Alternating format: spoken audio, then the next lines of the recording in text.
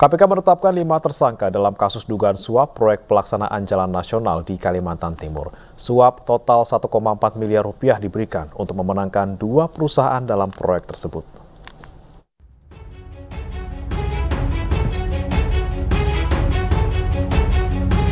Lima tersangka ditetapkan KPK dalam kasus dugaan suap proyek pelaksanaan jalan di Kalimantan Timur.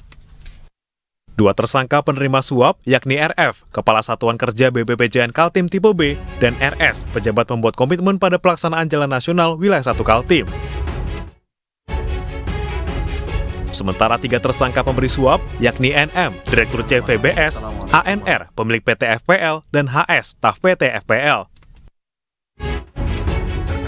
Suap diberikan NM, ANR, dan HS untuk memenangkan perusahaan mereka dalam proyek tersebut.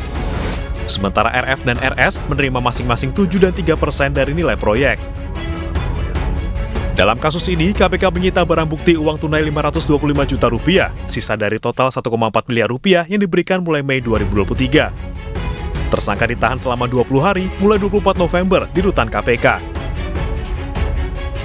Agar dapat dimenangkan dalam proyek tersebut, NM, ANR, dan HS melakukan pendekatan termasuk komunikasi yang rutin pada RS dengan janji dan kesepakatan adanya pemberian sejumlah uang.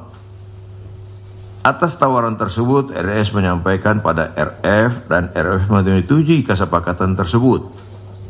RF memerintahkan RS untuk memenangkan perusahaan NM, ANR, dan HS diantaranya dengan memodifikasi dan memanipulasi beberapa item yang ada di aplikasi e-katalog LKPP.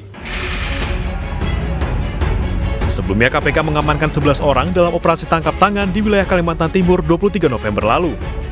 Setelah dimintai keterangan, 5 diantaranya ditetapkan sebagai tersangka. Dugaan suap ini terjadi dalam pelaksanaan 2 proyek di Kabupaten Pasir dan Kabupaten Penajam Pasir Utara dengan nilai APBN 49,7 miliar dan 1,1 miliar rupiah. Tim Liputan iNews melaporkan.